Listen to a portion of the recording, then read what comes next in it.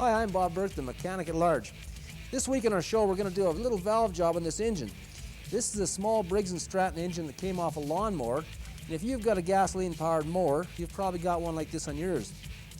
Now the main cause of lost compression on this type of engine is usually bad valves, and this can be mistaken for a worn out engine, but in a lot of cases it's just a couple of the valves that have got some carbon under them and burnt.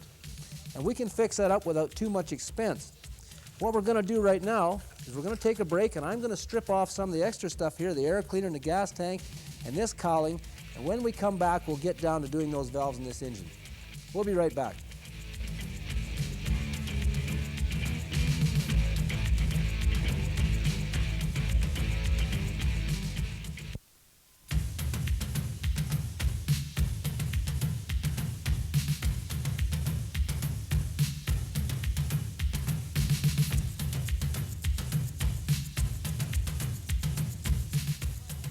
Hi, welcome back. We're going to get right into this today because we've got a lot of work to do. Now I've taken off a lot of pieces on this engine, but they're the easy ones to get off, and if you can't get past that, you better quit now. I've taken off the basic top cover. This is just a fan cover. I've taken off the gas tank here, and I've taken off the air cleaner and the recoil starter and the muffler. And what we're down to now is the basic engine. What we got to do now is take the head off. We're going to do that. As Henry VIII used to say, off with the head. That's where the valves are located. I'm just going to loosen these up, and then we'll put a speed wrench on, and I'll turn that around so you can see. Not much to this, a bunch of bolts that are kind of loose already. I'm going to take that off and take a look at our valves, and then I'll draw you a picture of what's happening in there. And we can kind of relate the two of them back and forth, and you can see why we're going in here to do this job. Now I don't know for sure that these valves are bad on this engine, but I know this engine is acting like it's worn out, because a friend of mine gave it to me about 4 years ago, and I've mowed the lawn with it ever since. And it's getting really bad. It's getting hard to start. And I think it's probably a good candidate for this show. We'll just leave that on the floor. We always have a commercial break to pick those things up. Just spin these out. These are not very tight. These are aluminum engines, aluminum blocks. And you never find anything seized up too hard in them. And if it is, it's usually terminal. We'll just take all these bolts out. And this is the little head off the Briggs & Stratton 3 to 4 horse engine. The 3 and the 4 are basically the same engine. When you're buying a lawnmower, you'll find them with 3s, 3.5s, and 4s. And the only difference is basically they feed the 3.5 and the 4 a little more fuel. So they put out a little more power. Got those bolts down there. There's the Briggs & Stratton head coming off. And the head gasket that just fell on the floor. Alright, there's the head. And this is the first time this has been open, folks. This is live television. There's our head, and you can see a tremendous amount of carbon and dirt and stuff in there. And you can see this engine's been burning some oil because it's all black. And there's our little valves right there. And those are the ones today that we're going to work on. Now when you look in there, you can see that piston in there. And as we turn this engine, you'll see that that moves a little bit, up and down. And I'm going to take you to the blackboard right now, or to our drawing board, and just explain to you how the valves and the piston work together, how the compression's made, and why it's important to have those valves sealing. I'll just pick that stuff off the floor. All right. As most of you are basically aware from watching this show for the past 4 years, a little engine makes compression by having a piston that goes up and down in a cylinder. This is the basic principle of internal combustion. Piston goes up, it compresses air and gas and makes an explosion, bangs that back down. But let's get into the function of the valves here now. The valves are driven off here in this little Briggs & Stratton engine, and they're basically standing there like this, and they're two little lonesome guys, and every time that that engine goes around, one of those valves moves. And there's one valve in the engine for intake and one for exhaust. Now the intake valve opens and it lets clean air come in through it and into the cylinder with the gas mixture, and when that ignites, it burns and gives us the power. The other valve's job is to get rid of the exhaust. All right, so when we got this big hot ball of fire coming out of here, because our lawnmower is just revving away, the big hot ball of fire and exhaust gases come out and blow out through the muffler. Now that's how the valves work. Now what a valve looks like in close-up, and I'll show you this. A valve's got a flat top on it, and it's got a little edge like this, and it's got a flat face right here. And this is where it does its sealing. Oh, it's a terrible picture. Okay, but a valve comes across like that and it's got a stem. Now the valve is moved down here from the camshaft and that moves it up and down. Now this valve seats right here against the part of the engine block, and this is called the valve seat right here. All right, there's one of those on each side.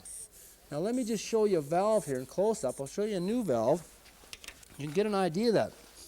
If we can get a shot of that, right in there, you can see that little face that I'm talking about.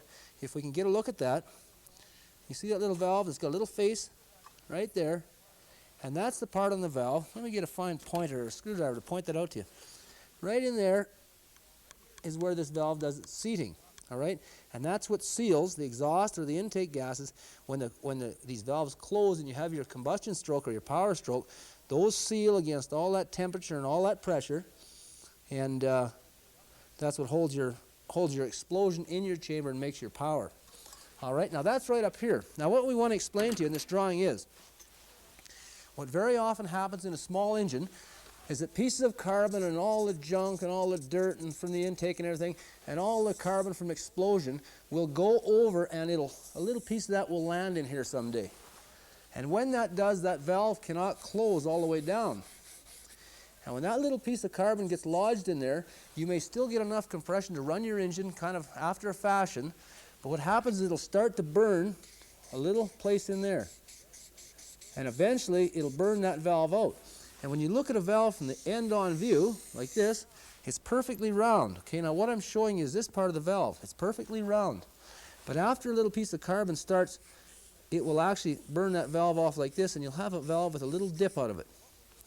Now what we're going to do today is we're going to take these two valves out of this engine. We're going to have a look at the seats. And I've found in 90% of the Briggs & Stratton engines I've ever been in, the seat is all right, but the valve isn't. The valve will take the damage and the seat will usually be intact.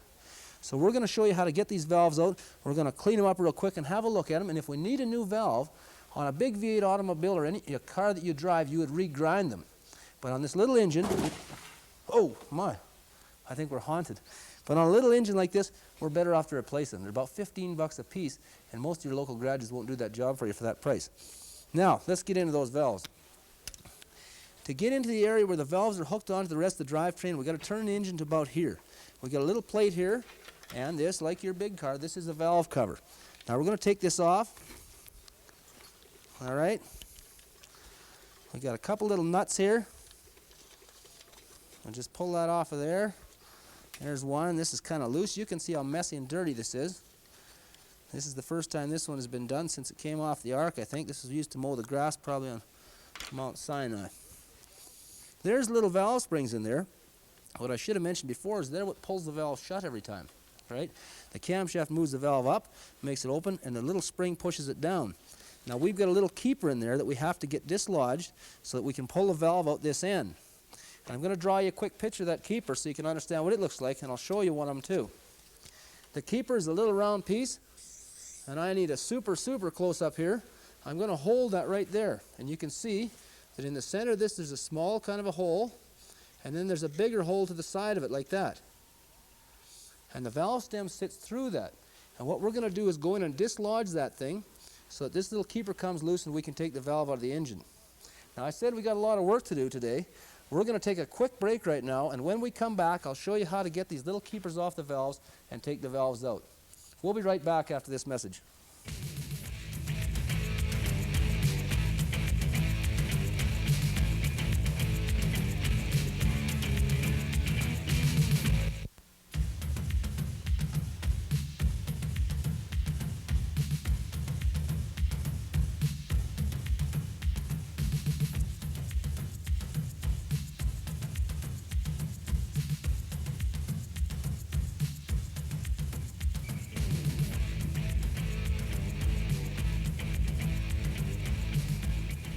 Hi, welcome back. I didn't do anything while you're gone because I didn't want there to be any secrets between us. What we're going to do now to get this little keeper off of here is go inside here and just pry up on this spring, and we're going to pop that little thing to the side, and we're going to make it dislodge. Now we've got to hold in on the valve when we do this. This may take 2 or 3 tries, but we'll get it before we're done. All right, we're going to go in there, just pry up on that, and dislodge it. And I've done it. Now this valve is ready to come out. And I think what we'll do is take it out right now. You can get a close-up shot of that. That's the exhaust valve. And you can just see the rough condition of it. It's been handling a lot of really dirty material and a lot of hot exhaust coming out of there. Let's take it right out and shoot a close-up of that if we can. All right, there's the valve face. Can we get a look at that?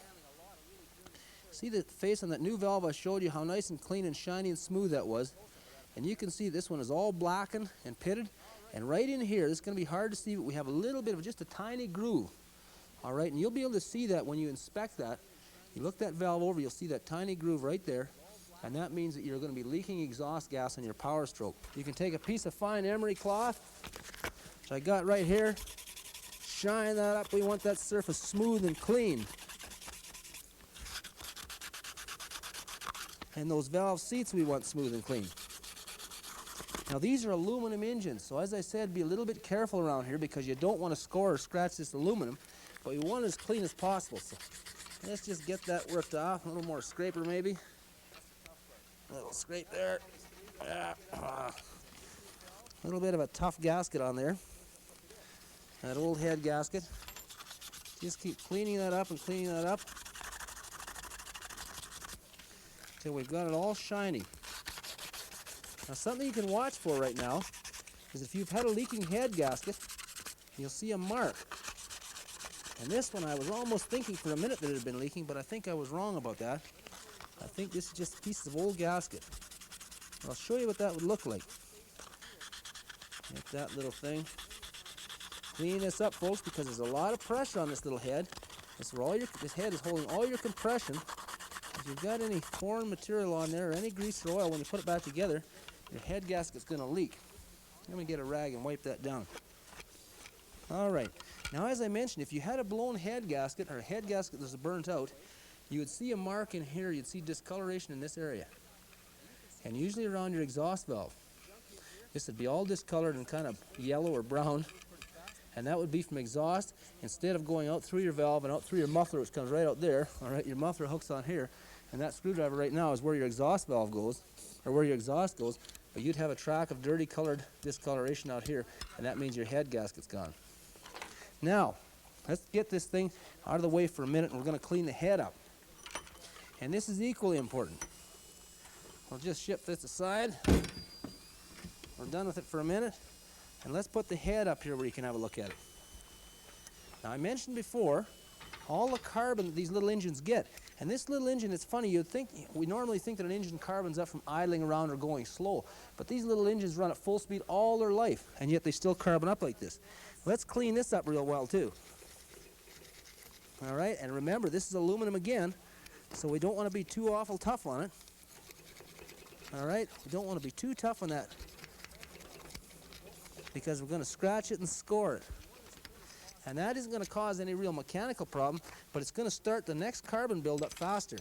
Right? You got a screwdriver and dig that stuff out. And when we take the wire brush to this to polish it, all right, we'll be able to get the rest of that out. I'm going to set that aside now because I don't want to waste time on that. And we'll clean that up before we put it back on for sure. But I want to make sure we show you how to get these valves into the engine. Let's get him back up here. Open the vise. In with the engine. Now, I'm going to pop those two little springs and retainers out of there and show you just how they're going to work when we put that new valve in. Now, to get them out, don't put your face in front of this when you do this, but just jack that spring up and kind of put your hand in there and wiggle and jiggle. And like I said, don't put your head in front of this because sometimes they come out in a hurry. There's the spring out. All right? That's one valve spring. And there's the little retainer that's got the funny hole in it that I drew for you on the board. Let's set it aside. Let's take the other one out. All right, same way. Little retainer, come along there, little fellow. Another little funny shaped retainer. Let's set them down. Now, I want to show you how to install the valves in this thing. And as I said, we don't grind valves in a small engine or in these small engines because the valves are so inexpensive. Now I've got my little exhaust valve here and I'm going to put it in and I'm going to show you how we make it seat. Now in a normal engine, in a big engine, if you're repairing this, you'd grind this face here and this seat here to match. All right, we grind this and this to match. But on the small engine, let's say on the Briggs small engine, your seat is almost always good. So we're going to put the valve straight into that, just like that. And we're going to leave it at that. But there's one thing we're going to do just to make sure those edges meet and mate. We're going to use a little bit of valve grinding compound. Now this is stuff you can buy, or you can go down and borrow a half of a spoonful from your neighborhood garage. It comes in a little can like that, and it's called valve grinding compound. And what it is just a gritty substance. It's very, very hard grit, and it looks green, and I don't know what it looks like. We're going to put that on the face of the valve, like that, about 3 little gobs of it. And it's fine grit suspended in a kind of a petroleum. Let's get that out of the way. And when we put that valve back into there, what we're going to do is spin that valve in place, and that valve is going to grind into that seat and polish both those surfaces so they match. Now I got a little stick here to do that with.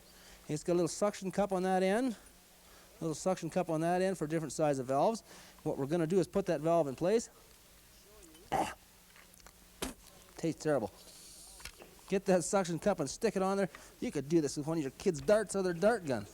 And what we're going to do is put that on and spin that just like this. We'll use the other end. It doesn't taste any better. We'll put that on there and spin this like this. All right, this is hard for me to do because I'm trying to hold it so you can see it. But we're spinning like this, and you can hear that valve grinding. Okay, you can hear that. We don't have to do that very much, just a touch, and that's taking the final bits of residue and carbon off that seat. And that's going to make this valve mate to that seat and get a perfect seal. Now, number 2 thing we have to do, we have to set the valve clearance. And in a little Briggs & Stratton engine, you're going to have to follow the manufacturer's specs to get this, but you can get that out of a Briggs book. We want to push that valve all the way down with the engine closed, and right in here you'll see a little space. And I got to grab a feeler gauge for this.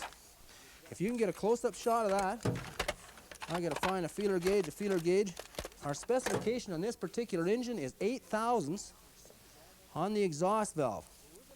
And we're running close on time here, but I'm going to show you what we do to get that 8 thousandths.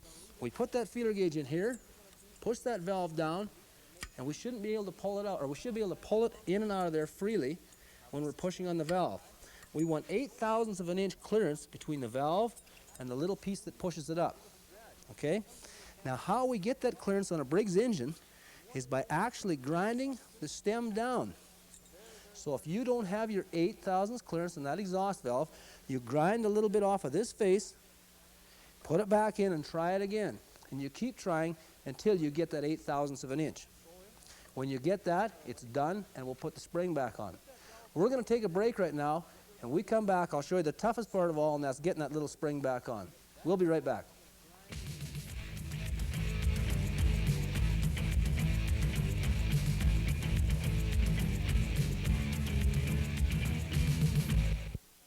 Hi, welcome back. We're going to show you the trickiest part of the whole operation now, and that's putting that little valve together. Now this little piece that I showed you before, I want to just show you how that works on the valve. We can get a shot of this. The spring goes, of course, in the valve on the block, and this little keeper goes onto this little indentation in the valve. Now if you can see that, what happens here is we move that valve off center, get it through that hole, and when it falls down to there, it locks. And then the spring pressure, all right, down here, that valve can't get away from the keeper because the keeper's locked. And there's how it looks from that end when it's in the proper position. Now we're going to install that without a valve spring compressor. There's a little tool you can buy for this, but we're going to do it without that. We're going to do it the hard way with a pair of screwdrivers and holding our mouth right. So let's do it. We'll set that down there. We're putting our valve in into our hole down here, into our guide. We've lapped these valves in. Okay, we've used our valve grinding compound and ground them in. We've got our distance set in here. Now, as I said, you have to grind these valves down to get your clearance. And the specs in this engine want 6 thousandths on the intake and 8 thousandths on the exhaust. And as I mentioned, you check that with a feeler gauge, and you have to file or grind that valve down until that gauge moves freely in there. Now we got to get the spring in. So, back with the valve. And in with the spring and the little keeper, we're going to set them in there, like so, and slide them over in place. We're going to try to slide them more in place. And this is where you really go to your box to find all your screwdrivers. We got to get that little spring lined up so the valve can go through the middle of it. And this takes a little fidgeting around. You might say, there we go, it's in place. Now we'll push our valve down through the middle of it. We can see that. Oh, I got it caught in my shirt. Okay, we'll push that down. Now what we're going to do is go underneath here and lift up that spring. And with the second screwdriver, we're going to, I think I'll put this one in here, that one's sharper. With the second screwdriver, we're going to lift that little keeper off and get underneath of it. There.